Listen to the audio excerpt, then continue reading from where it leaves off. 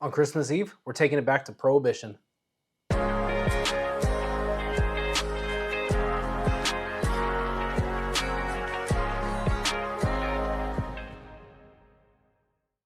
Welcome back to day 11 of my 12 days of Trace. My name is Austin, and today I'm going to be reviewing the Buffalo Trace Prohibition collection. I am super excited to review this. I didn't think this is something I'd ever be able to review. These bottles came out in 2023, and they came as a 5-bottle set. It came in a fancy box and were very expensive, like $9.99.99 for MSRP. Secondary jumped up quite a bit. I don't know where it's at now because I haven't seen them pop up at all in a long time. Huge shout out to my buddy Eli from Bourbon Wine and Spirits in Roseville, California. For any of you Northern Californians, go check his shop out if you're in the area. He does a lot of really cool picks. I've been fortunate enough to help him out with a lot of different picks that he's done. And he's got a really good selection there. I'll throw the link to his website in the description. Yeah, I know he ships out of California, but I don't know how far outside of California, but big shout out to him. He generously offered me these to review. So these are not mine, these are his, and just said, here, you gotta review these. And I was looking to do it, and then right as I was starting to get ready to review these, I kind of came up with the 12 Days of Trace idea. And so I've been sitting on it waiting to do it now, and I'm super excited to do this. So these 5 bottles, like I said, came in this gift pack, and these are all brands that were around under the George T. Stagg Distillery. George T. Stagg Distillery is one of the 6 distilleries that remained open during Prohibition that received the medicinal license, to produce whiskey. And all of these are brands that used to be made by the George T. Stagg Distillery back then. So that's kind of the backstory on this a little bit. Came with this cool letter that just kind of explains everything I just said. Also worth noting, all of these are non-chill filtered. So what I'm gonna do is go through each one, review it, get my thoughts, and just have some fun and be very grateful that I get to try these. The first one is called Walnut Hill, and this is coming in at 90 proof, so 45%. And it says Walnut Hill Whiskey. And it says this brand was overseen by Albert Blanton, obviously of Blanton's. I'm gonna be pretty light on the pours here. What's interesting though, I was trying to see if this says bourbon or what. It just says whiskey, so I don't know if this is a Burreye or if this has any other specifications that would prevent it from being called bourbon. I thought there was only bourbons and ryes in here. Maybe this is just a callback to the original label, because they did try to make the labels pretty close or inspired by the original one. So maybe the original one didn't say bourbon. I don't know the story on that, on why it says whiskey and not bourbon, but let's get into, oh man. Wow, I don't even know where to begin with that. So this smells like typical Buffalo Trace. Like it smells kind of similar to a Blanton's, but the caramel, the grape, a little bit of floral. There's this other kind of note in here though, which stands out or is different than typical Blanton's. I don't want to say cardboard, or I don't want to say crafty, because that has negative connotations, but there's kind of a funk in here, and it's really nice. It makes it more complex than some of the other stuff. This was the one I was least expecting to be maybe impressed by, given that it's 90 proof, but yeah, that nose is good. Maybe a little bit of chocolate in here too.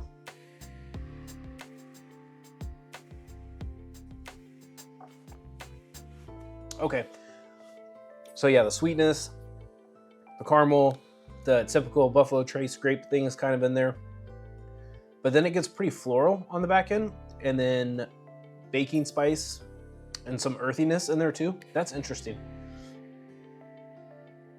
I could almost see this being a Burreye. Again, if I'm wrong, you can let me know. I don't know. I didn't dive into this one very much. Yeah, on the second sip, there's a little bit of that chocolate that I was saying on the nose, and it kind of goes with the earthiness, and then a little bit of the apple that I'll get on a Blanton's. or mash bill 2 product. Okay, moving on. This is Three Feathers, and this is a bottle and bond bourbon. So this is 100 proof, and it says a blend of straight bourbon whiskeys. On here it says it was originally advertised as a luxurious rye whiskey, would later become a bonded whiskey, and then a blended whiskey. The three ostrich feathers were chosen as a logo as they were synonymous with royalty in the 1800s. Blah, blah, blah. Oh, wow. Okay. That's really nice. Caramel, oak, chocolate, sweet. There's kind of a rye note in here too, like an anise, black licorice, earthy thing, a little bit. Man, that's interesting. And it doesn't smell like mash bill 1 or mash bill 2. I bet maybe that's what it is. Maybe it's a mixture of mash bill 1 and 2. I don't know.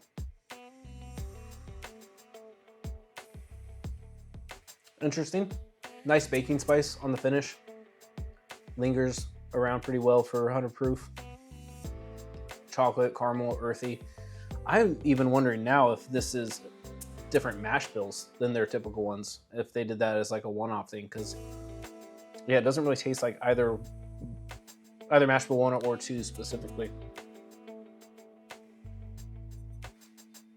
That's good, and it has that kind of, well, I guess that earthy kind of crafty note thing in a good way. When that's said, and when I say it too, it's normally meant in a kind of a derogatory term, but I don't mean that on this. It's very unique for Buffalo Trace. It tastes off profile. That's good too. And I guess for $1,000 for 375, so you're gonna want all of them to be good. I have a feeling that I'll probably not be over the moon about a lot of these just based off of the price point, but what I can appreciate about it is the limited release, and maybe it's a little bit gimmicky. I understand that, but it's a fun concept. It is pretty cool, and I'm just grateful to be able to try these. But I don't know. We'll see if I think that this will be worth $1,000 collection or not. So this one is the Golden Wedding brand, and this is a rye whiskey, and I don't know if this is the only rye. Yeah, I don't know if this is the only rye or not, but this is a rye. This is at 53.5 proof. So 107 proof. The brand's bottling was split between Shenley's Pennsylvania distillery. Pennsylvania was regarded for their ryes. That was their big claim to fame back in the day. And the George T. Stagg distillery. In the late 1940s, the brand was moved to Shenley's distillery in Canada and would become a Canadian whiskey before it ceased to exist in the late 20th century. Ooh, that nose is good. Wow, that's unlike other Buffalo Trace rye. I'll say that for sure. So this almost has that cotton candy sweetness that you can get from some pretty good ryes, like a Old Forester single barrel proof rye, or like a Kentucky Owl rye, or that like cotton candy sweetness though. I'm picking up a little bit of the maltiness, so I'm wondering if this is the E.H. Taylor rye recipe, mash bill. And I'm picking up like the slightest a bit of that candied orange that you get from like the Handy recipe, Thomas H. Handy, Sazerac.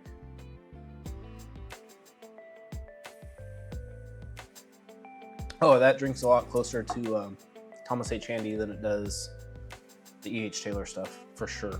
That orange candied sweetness, the earthiness. Yeah, really that orange candy is popping out quite a bit on here. That like burnt orange or even like bitter orange.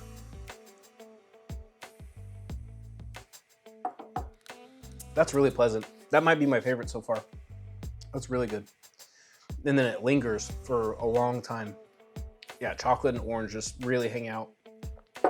That one's really nice. I like that one. All right, this is the Spiritus Frumenti. And it just says whiskey on here. Spiritus Frumenti, and it just says whiskey. It doesn't say bourbon, rye, anything like that. But this is coming in at 110 proof.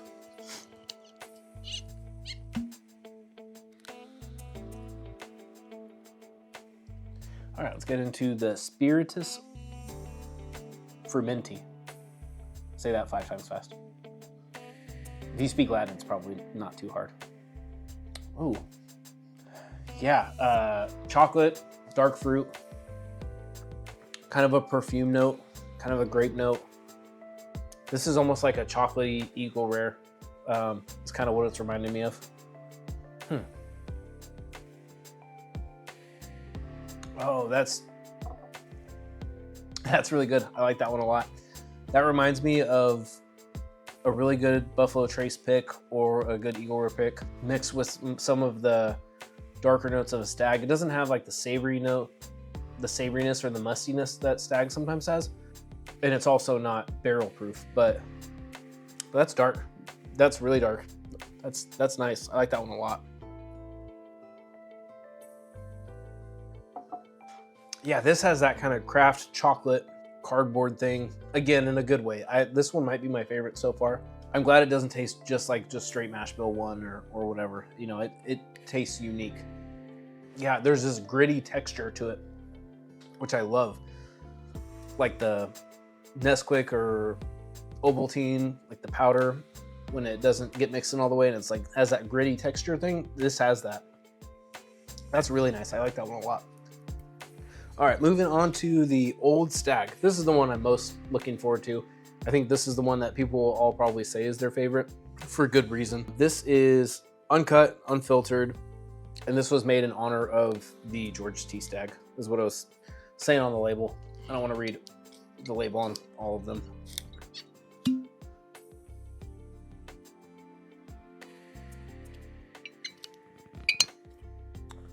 And this is 132.4 proof. So I'm curious how close this could be to, you know, a regular Stag release or a GTS. Because I don't think it says the age on here either. But if it has the Stag name and it's uncut, unfiltered, you know, presumably I can see it being in line with the other Stag stuff. Oh man, that's different too. I almost wonder if they were using a different mash bill for the bourbons on this, because they kind of have a different quality to them, where it has that chocolate crafty thing. There's a little bit of cherry on here, but not your typical cherry or grape from Buffalo Trace. Yeah, this smells dark. This almost, so when people talk about dusties and you talk about that dusty funk, where it's this butterscotch richness, this perfume note, this very unique dusty quality, this leans towards that in the very slightest way. I don't think this is a dusty whiskey by any means. I'm not saying that they're even comparable, but what's different about this compared to the other mash bill 1 stuff from Buffalo Trace is there's almost that kind of funk to it. God, that reminds me of something very specific, and I'm trying to think of what it is right now. And I'll remember after I turn the camera off, of course, but that's really unique.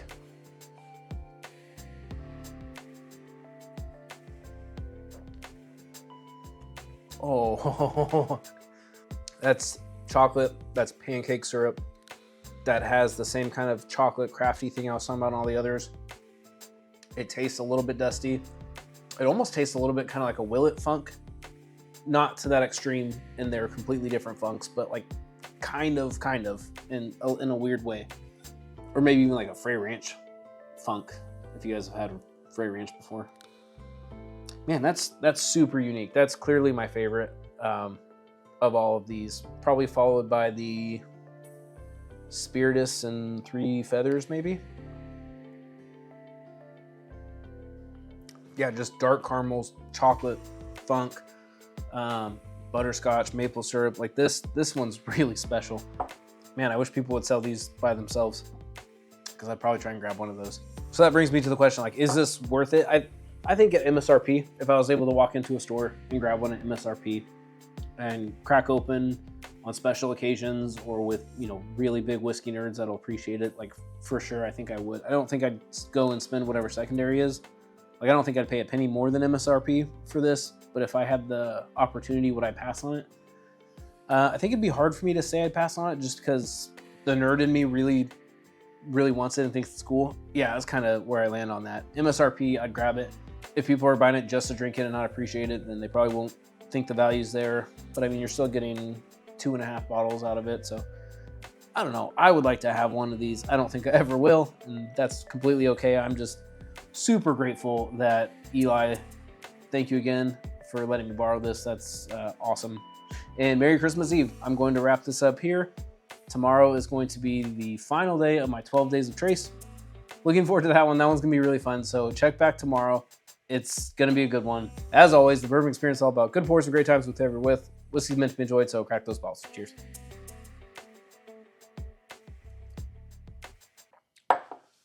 That's good.